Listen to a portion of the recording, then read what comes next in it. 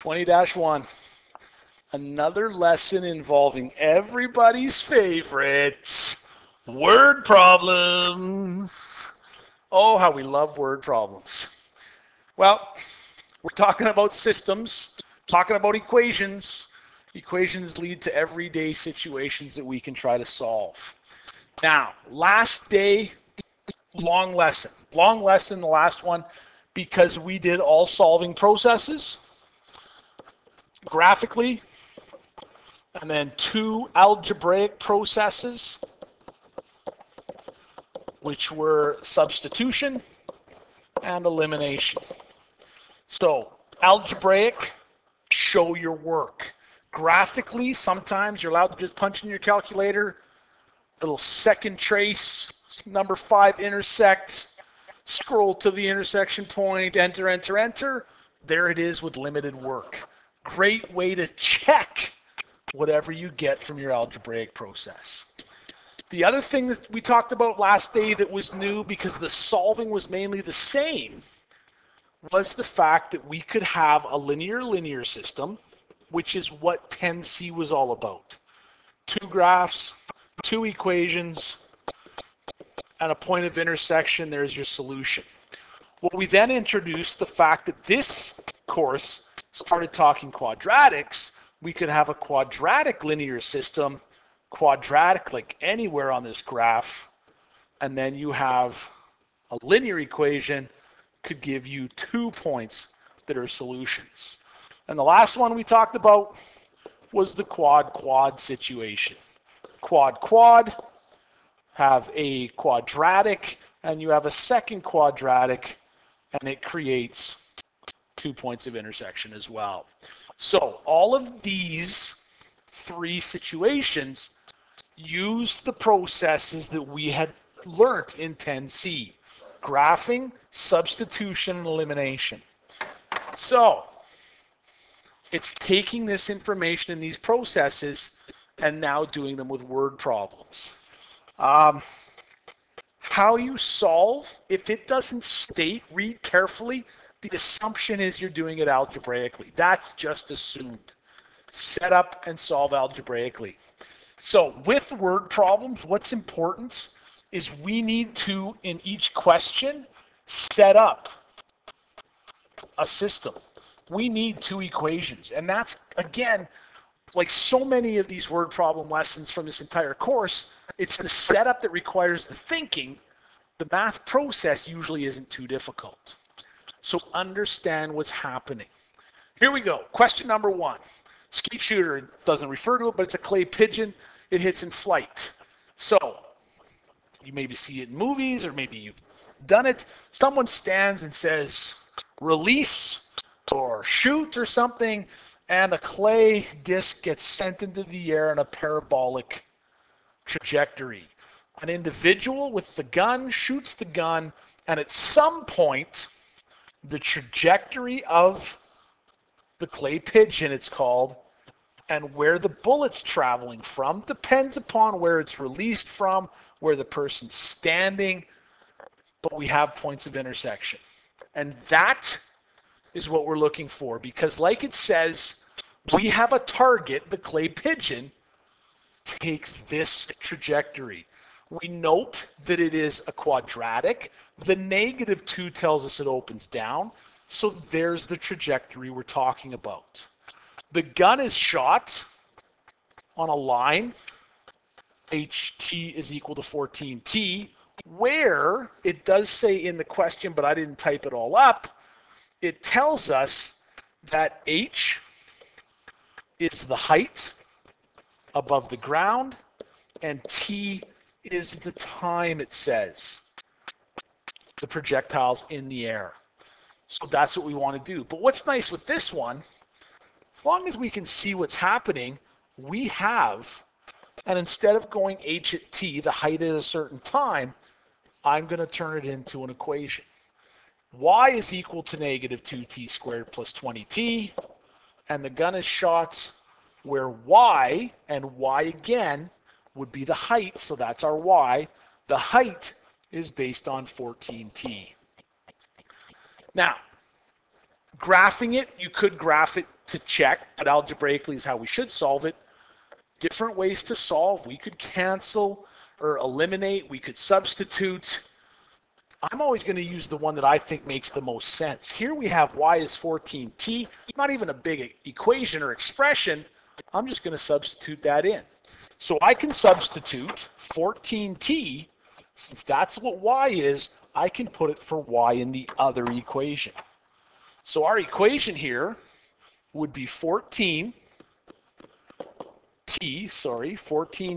equals, that 14t has been substituted in, and it equals negative 2t squared plus 20t. So there's my start. At that point, well, what are we going to do to solve? Different ways to do it. I'm going to move everything to one side because it is a quadratic. I'm going to move everything over to the left side so that my negative 2t squared, when it moves over, becomes 2t squared.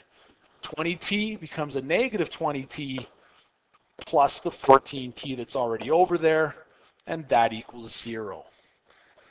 At that point, we now can solve the quadratic by factoring or using the quadratic formula.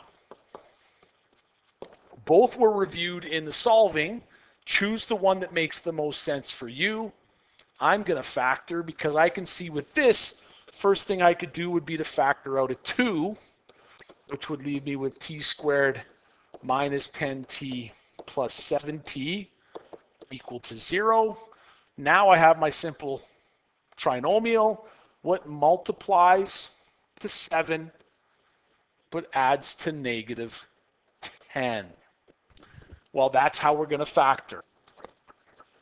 So when you look at this, hopefully some of you have caught my error.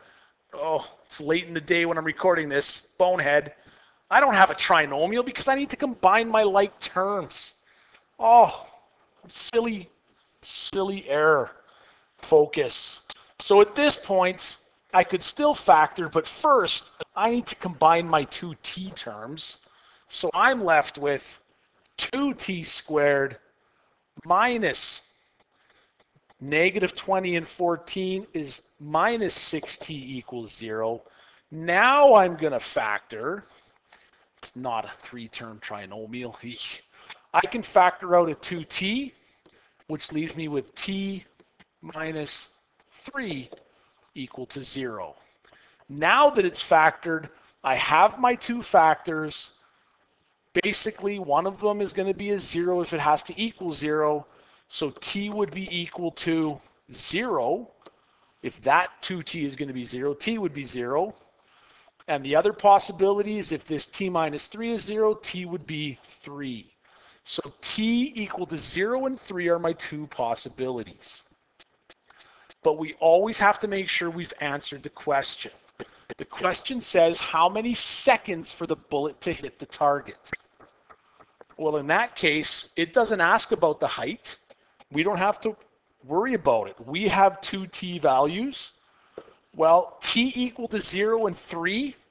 What that means is my diagram, because I didn't know what it looked like, at times 0 they would cross paths, which means that the hunter, the shooter, would have been right there. That at time 0 the bullet would have hit down here. So it hadn't even been released. So really, what time? The time would have been at 3 seconds of flight. The target was hit.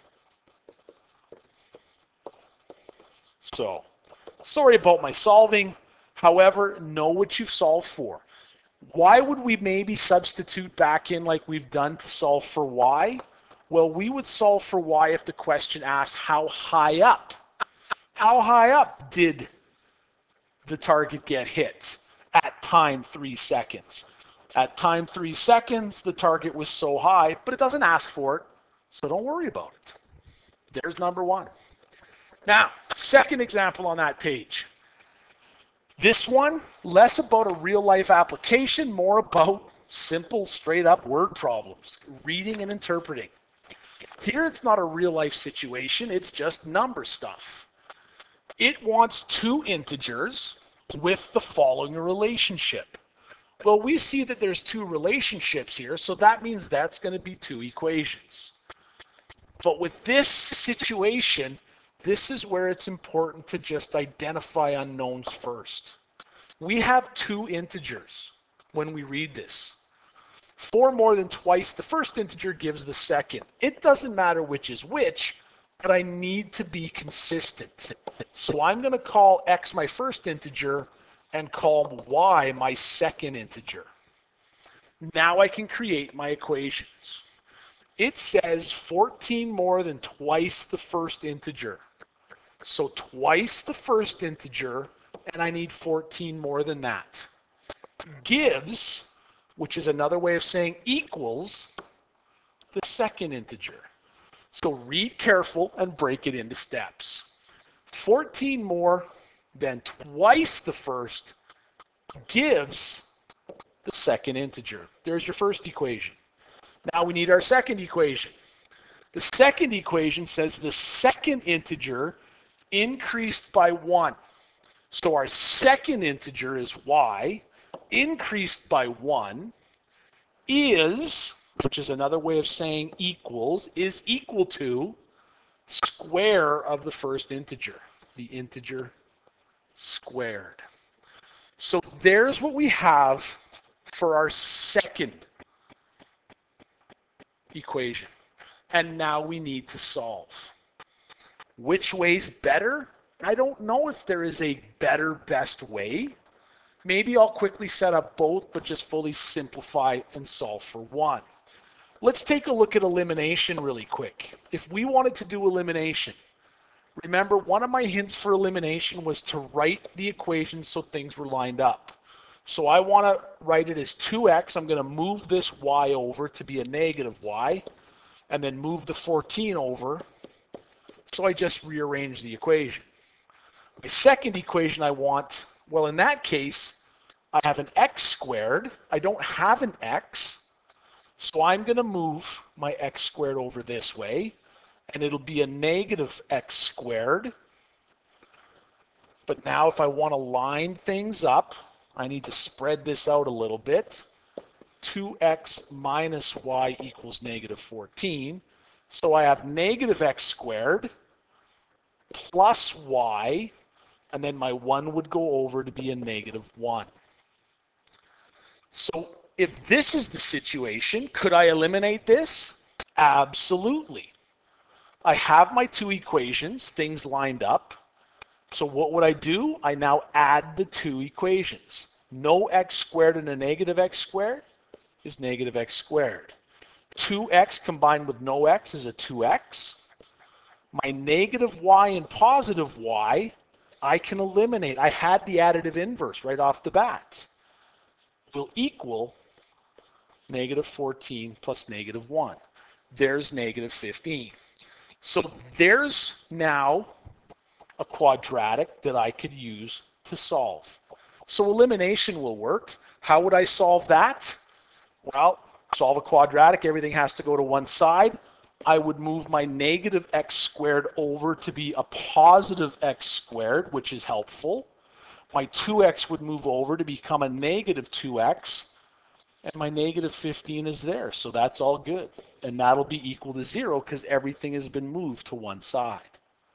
So at that point, nice to factor this, multiply to negative 15, add to negative 2, x minus 5, x plus 3 equals 0. So this would tell us that x is 5 and negative 3. So there you go. That's the elimination. I'm going to leave it at that for a second because the second way is we could do substitution. Substitution should give us the same x values. Well, if I want to substitute, I need one of my variables to be isolated. Well, look at this. Y is already isolated. So that expression for y could go in for y in my second equation there. So I would have in this second y, I would have 2x plus 14 plus 1 equals x squared. At that point, again, I have a quadratic now that needs to be solved. I'm going to move everything over to one side. Note that we have a positive 14 and a positive 1, which is a positive 15. So I'm going to move everything over so everything's on one side with a positive x squared. And there you go. X squared minus 2x minus 15. Whether we used elimination or substitution, we ended up with the same quadratic, which again, it would be x minus 5 times x plus 3. So x would be 5 and negative 3. So there's the possible answers for x. This question says, solve this system algebraically after we write it. Well, that means we have to solve it. We have two possible answers. We have the answer x equal to 5, and we have the situation where x could equal negative 3. Well, I need to solve for the y. So I need to plug these values into one of my equations. Well, y plus 1 equals 5 squared. Subtract 1. Y would equal 25 minus 1, 24. So one possibility is 524. I would do the same thing if x was 3. Plug into an equation. Y plus 1 equals negative 3 squared, which would be y equal to 9 minus 1, y equals 8. Second possibility, x is negative 3, y is 8. So we have two situations, 524 or negative 3, 8. Those are my two integers.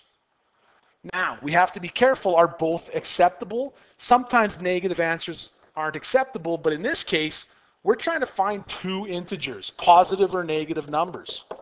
So a negative answer is perfectly fine. One situation could be the 524, first integer, second integer. It would suit all this. Second situation, negative 3, 8. That solution would also suit. So doesn't matter which way algebraically you solve it, you should get the same answer either way. Last one, question 3 in the notes. It's a little tricky. It's kind of wordy and hard to visualize. I'm not worried about it. You don't need to be worried about it. So example 4 is what we have. Read it, try to start the setup, and then we can talk. So if you've given it an attempt, let's see what you came up with. This particular question says ball is hit in a ball game. So in general, the ball travels on the path that's given. We see it's a quadratic, makes sense. The ball's going to be a parabola. But what happens is an outfielder is chasing after it, and an outfielder jumps up in the air to catch the ball. When an outfielder jumps, we're assuming in this case the outfielder is moving. So if an outfielder is moving and jumps, an outfielder will travel in a parabola. So what this question is saying is the ball was hit from home plate and the ball traveled a trajectory that was a parabola. Well, the outfielder ran to get the ball, and at some point the outfielder jumped, caught the ball, and then landed.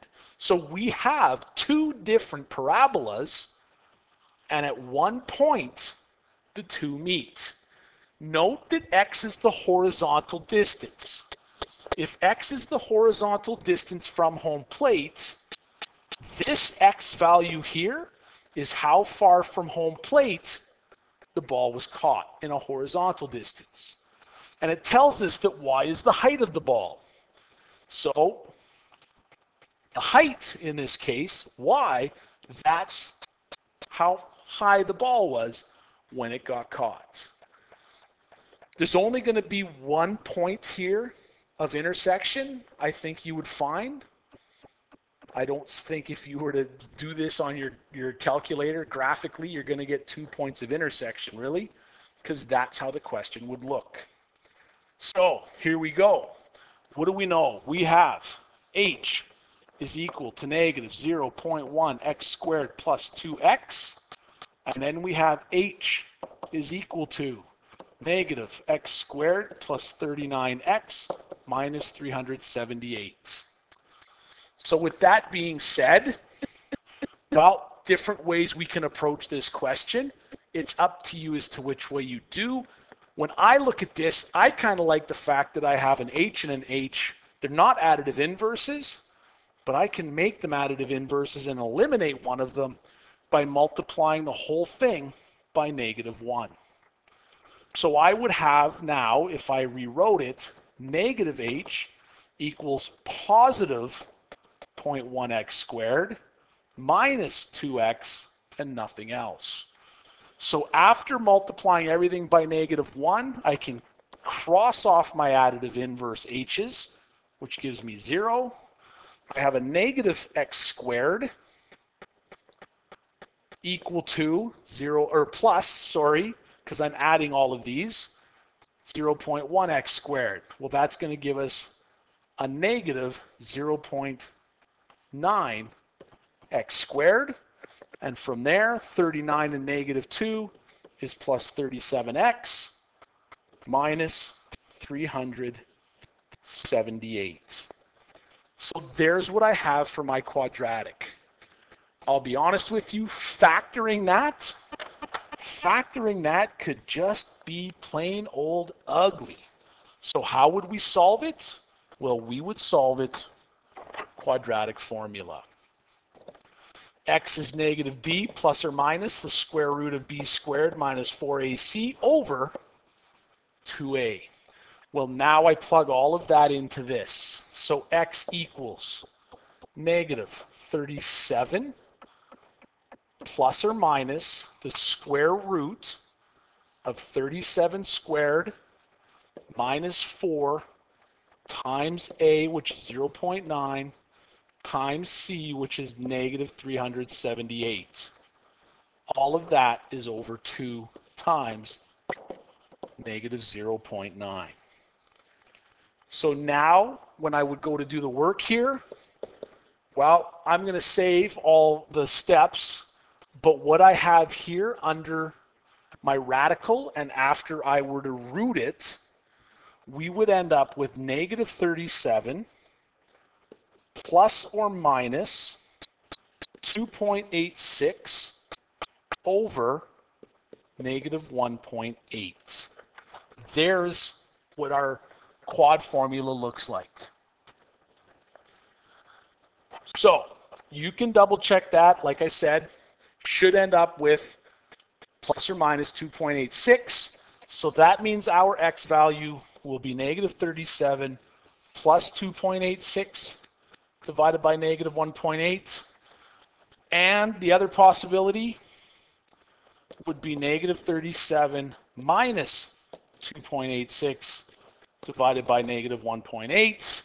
So we get x values equal to, what do we get for x values? 58.8. We also get x equal to 18.97. So there's the two x values. Have we answered the question? What height was the ball caught at? Well, height is y, so we need to get y's. So the first y, if I were to plug in, I need to substitute into one of the original questions. My y, or height, would be negative 0.1 times 58.8 squared plus 2 times 58.8. Sorry, I'm running out of room here. I write and scribble too much. Let's see what I can squeak in here. So the height, y, would be negative 0.1. Our first x, we believe, is 5.8 squared plus 2 times 58.8. And when we solve for that, well, we get, I'll be honest, it's a negative. And we know we can't have a negative height, so that's just extraneous because we can't get a negative height. But if I do the same thing, and I use x equal to 18.97 squared plus 2 times 18.97, when we calculate this one, we get a y value of 1.95. So that makes sense because our height would be above the ground or the x-axis if we were thinking that way. So at about 19 meters away from home plate, the outfielder caught the ball 1.95 meters up. And that could go into a sentence. So in this case, algebraically, I eliminated process, but I had to use the quadratic formula because this quadratic was ugly. One answer ended up being extraneous because it didn't make sense to have a y or height value that was negative. Word problems. You got to do the math, but you got to do some reasoning as well. So, more practice. Textbook, page 436, number 11, C and D. Try that one graphically. The numbers are a little ugly, so practice working with your calculator.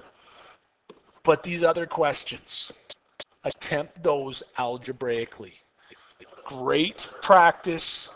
Please, some people were asking as well, practice. There is in the booklet questions on solving systems of equations that haven't been assigned. If you want more practice there, it's there for you. Lots to do. Have fun.